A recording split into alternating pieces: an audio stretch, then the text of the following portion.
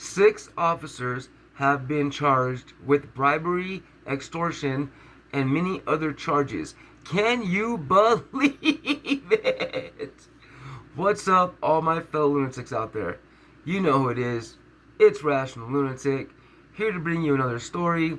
But before we get started, I just want to talk to you for a second. I do want to apologize. I haven't been here for a couple months. It's been kind of a hectic last couple of months, but not all bad. I did get engaged over the Christmas break. I proposed to my fiance in front of the whole family. That was fun. Other than that, it's just been, a tough couple of months, but we're getting through it, and I do want to get back to cutting videos every day. My goal is to build this channel and my other social media channels into something, bigger than myself. Anyway, I really appreciate all of you that have stuck around so far, and to the few new followers that I've gained since I've been gone, welcome. I'm glad to have you guys here. I appreciate each and every one of you, really from the bottom of my heart. It really does mean a lot to me that you guys watch these videos, pay attention and comment. I know a lot of you guys like to, make some not so positive comments, but regardless, I appreciate each and every one of you guys. So stay tuned. There will be many more videos to come. And with that being said, oh, real quick, actually, before that, I know this video is probably going to go past 10 minutes. So if you're finding this on TikTok and you want to catch the full video, jump over to my YouTube. You'll definitely find the full videos there.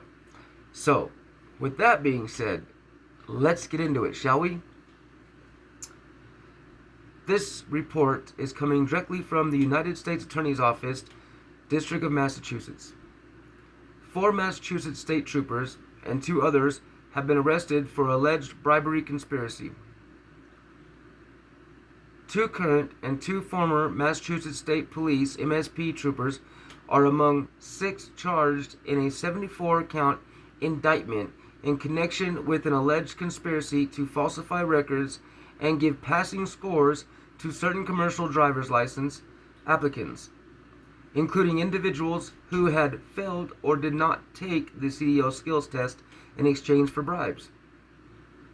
The following individuals have been indicted on 3 counts of conspiracy to falsify records, 3 counts of conspiracy to commit extortion, 3 counts of extortion, 6 counts of honest service mail fraud, 31 counts of falsification of records, 27 counts of false statements, and 1 count of perjury.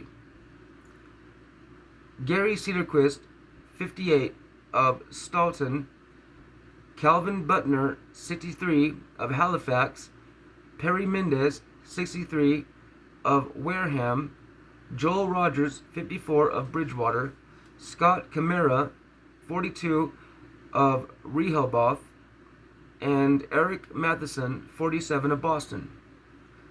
Butner and Mendez were arrested in South and Middle District of Florida, respectively. They will appear in federal court in Boston at a later date. The remaining defendants were arrested and will appear in federal court in Boston at 2 p.m. And this report came out January 30th, so I'm guessing they're talking about January 30th. So these officers have already been to their first preliminary hearing. According to the charging documents, MSP Sergeant Cedarquist was in charge of MSP's CDL unit, of which Trooper Rogers and retired troopers Butner and Mendez were members. Members of MSP's CDL unit were responsible for administering CDL skills tests. Test requirements for CDLs are established by the Federal Motor Carrier Safety Administration, which is part of the U.S. Department of Transportation. The CDL skills test is a demanding in-person test that consists of 3 segments: vehicle inspection, in which an applicant is tested on their knowledge of the vehicle; basic control skills, in which an applicant is tested on their ability to perform certain maneuvers; and road test, and the road test, in which an applicant is tested on their ability to drive a commercial vehicle in an open roadway. On an open roadway, excuse me. In Massachusetts, the pass rate was 48% in 2019, 44% in 2020, 41% in 2021, and 41% in 2022.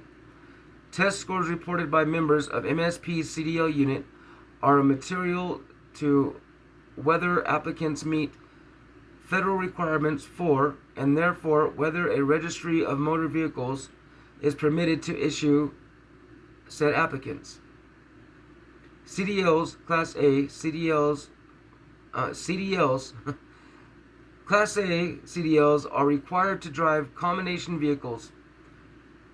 An example, tractor trailers. Class B CDLs are required to drive heavy single vehicles. An example, box trucks and school buses. According to the charging documents, between on or about May 2019 and January 2023, Cedarquist, Butner, Mendez, Rogers, and others conspired to give preferential treatment to at least 17 CDL applicants by agreeing to give passing scores on their skills tests whether or not they actually passed, using the code word golden to identify these applicants who received special treatment. The indictment alleges that the following texts, some by Cedarquist and others by Butner, were sent about some of these applicants. Here's the text message. Some of them. Quote, "Your buddy passed yesterday. He owes you. That's an automatic fail, leaving the door open. This guy's a mess, LOL. He owes you a prime rib, 6-inch, 4 compounds, and no watch." Okay? Next text. "Your buddy is a mess. He owes you big time. He will be fine though. Anything for you?" Next message. "Golden mess." Laughing emoji, 1, 2, 3, 4, 5, 6 times. Next message. "He's a mess. Class A truck, 2 PSI, lost with truck running. Truck cut hour again while timing." Laughing emoji 4 times. And the last message, quote, "Total mess, this guy. I think sometime we should just do what we can, but not golden." So apparently, that last message was about a guy who was just too redundant to actually pass and needed a lot more work. So they couldn't give him the golden ticket, per se. And, just figured maybe we can, train him a little better. I don't know. Anyway, additionally, it is alleged that Cedarquist gave preferential treatment to 4 Class A CDL applicants who were MSP troopers by falsely reporting that each trooper took and passed a Class A skill test. In reality, however, it is alleged that the troopers did not pass the skills tests and that they drove a vehicle which did not qualify as a Class A vehicle. It is alleged that Cedarquist conspired with his friend Camara, who worked for a truck driving school in Brockton, to accomplish this offense. So, it sounds like this is another case of entitlement. They believe they should have something they don't deserve. There was a trooper or ex-trooper running a CDL school, and he was sending his, trooper friends, in to get their CDL, and even if they weren't ready or they just weren't good enough, as long as they said the code word golden, they got a free golden ticket. I mean, this isn't Willy Wonka's chocolate factory. This is, the open road. This is putting countless lives in danger. I mean, to get your CDL, you need to be more qualified to drive than a trooper. I've had people in my family that have CDLs. I've myself have driven truck not on the road, but I used to hustle. That means I used to, you know, um, what's it called? I used to hook trailers and put them up to the docks and drive them out of the yard and stuff like that. I mean, you have to be hyper vigilant. So if you're not ready, you're not ready. So to get what they say a golden ticket for a free CDL license is just preposterous. That makes no sense. That is just, ah, man, that's appalling. You're putting so many lives at risk by doing that. I mean this. I know this isn't one of like the giant cases I've come across before, but this is a giant case, regardless, because if one of these guys end up killing somebody, who are they gonna blame? You know what I mean? That makes no sense. But let's continue. It is further alleged that Cedarquist conspired with his friend Matheson, who worked for a spring water company that employed drivers who needed CDLs, to give passing scores to certain applicants affiliated with the water company. The indictment alleges that Cedarquist gave passing scores to 3 such applicants who actually failed. Goddamn. In exchange for bribes of free inventory from the water company, such as cases of bottled Fiji, Voss, and essential water, cases of bottled Arizona iced tea, and coffee and tea products, all of which Matheson delivered to an office trailer at the CDL test site in Stoughton. Hold on, so they weren't getting cash bribes? I mean, I'm sure they had to have been, but they were getting free water? Free Arizona iced tea? You talking about those dollar iced teas and the big cans you get? What the? I mean, oh God. Let me know what you think in the comments, because I really want to know what y'all think about this. This is my first time reading this story. I skimmed through the first couple paragraphs of it, chose to do this story, but this is my first time reading it, so this is a real reaction from me. This is not scripted. So I really would like to know what you guys think in the comments, because the more I read, the more ridiculous this seems. It just seems unfathomable. But after all the other stories I've covered so far, I believe anything's possible when it comes to corrupt cops. So let's continue. The indictment alleges that Cedarquist sent Matheson a text describing one of these applicants as an idiot. Oh, but you gave him a freaking license. An idiot who had no idea what he's doing and should have failed about 10 times already. But you gave him a freaking license. It is alleged that Cedarquist then texts Matheson that Matheson's boss owes big time. Yeah, I bet he does. The indictment also alleges that Butner assisted with the conspiracy, including by giving Matheson a key to the Stoughton yard so that Matheson could drop off water company inventory even when the test site was closed. The indictment alleges that Mendez also took part in the conspiracy, including by accepting cases of Fiji and Voss water from Matheson immediately after administering an incomplete skills test to a new driver for the water company.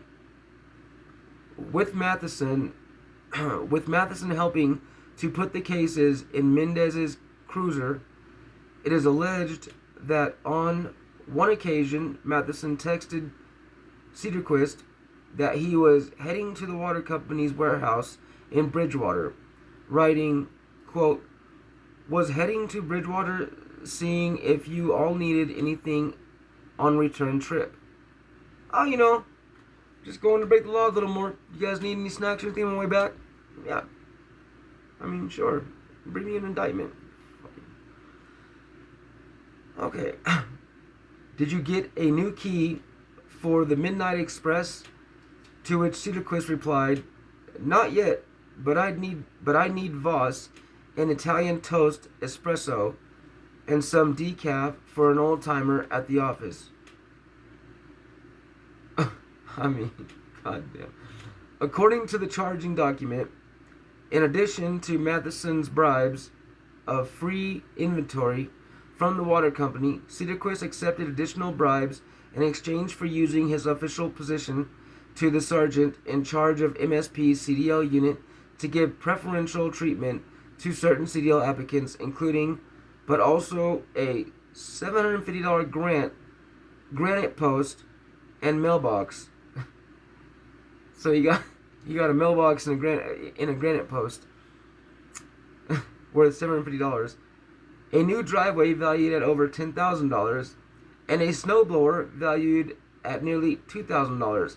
The indictment alleges that Cedarquist described one such applicant as horrible and brain dead, but gave him a passing score anyway in exchange for the snowblower. Oh, what the fuck? All CDL recipients identified as not qualified in the course of this investigation have been reported to the Massachusetts Registry of Motor Vehicles. The investigation remains ongoing. The charges of conspiracy to falsify records each provide for a sentence of up to 20 years in prison, up to 3 years of supervised release, and a fine of up to $250,000. That sounds about right. The charges of conspiracy to commit extortion each provide for a sentence of up to 20 years in prison, up to 3 years of supervised release, and a fine of up to $250,000. The charges of extortion each provide for a sentence of up to 20 years in prison, up to 3 years of supervised release, and a fine of up to $250,000. The charges of honest services mail fraud each provide for a sentence of up to 20 years in prison, up to 3 years of supervised release, and a fine of up to $250,000. The charges of falsification of records each provide a sentence of up to 20 years, up to 3 years of supervised release, and a fine of $250,000. The charges of false statements each provide a sentence of up to 5 years in prison, up to 3 years of supervised release, and a fine of up to $250,000. The charge of perjury provides a sentence of up to 5 years in prison, 3 years supervised release, and a fine of $250,000. Sentences are imposed by a federal district court judge based upon the U.S. sentencing guidelines and statutes which govern the determination of a sentence in a criminal case. Acting United States Attorney Joshua S. Levy, Michael J. Kroll, Special Agent in charge of the Homeland Security Investigations in New England, and Christopher A. Scharf, Special Agent in charge, U.S. Department of Transportation Office of Inspector General, Northeast Region, made the announcement. Assistant U.S. Attorney Christine J. Wichers and Adam W.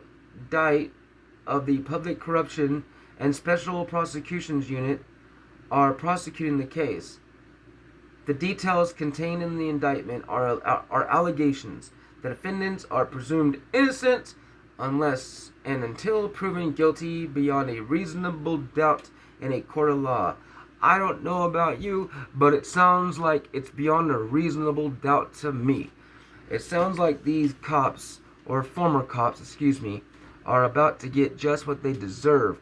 This is a federal case, and just like I know, I'm sure you guys all know, when it comes to the feds, they don't F around. They will nail your ass until you're 6 feet under. They do not give a damn. So, I mean, I think it's safe to say these guys are going to do a long time in prison. Now, each of those charges, that I read off, their sentences, that was the maximum sentence they could receive, right? So, being cops, they'll probably get the minimum sentences, and they'll probably run those concurrent, concurrent, not consecutive. Concurrent, meaning they'll run them at the same time. So if they get 10 years on each one, they'll do 10 years, and probably get good time I don't see them giving cops 20 years. But, hey, you never know. It is the feds, and these guys really did, potentially put a lot of lives at risk. So, yeah, they got whatever they got coming to them, they deserve. But that's about it. Again, I appreciate each and every one of you. Thank you so much for sticking around to the end. And like I said before, if you don't catch the full video, wait, never mind. If this is past 10 minutes, you won't even hear this announcement unless you're on YouTube. So, hope to see you there. And until the next time, stay wild.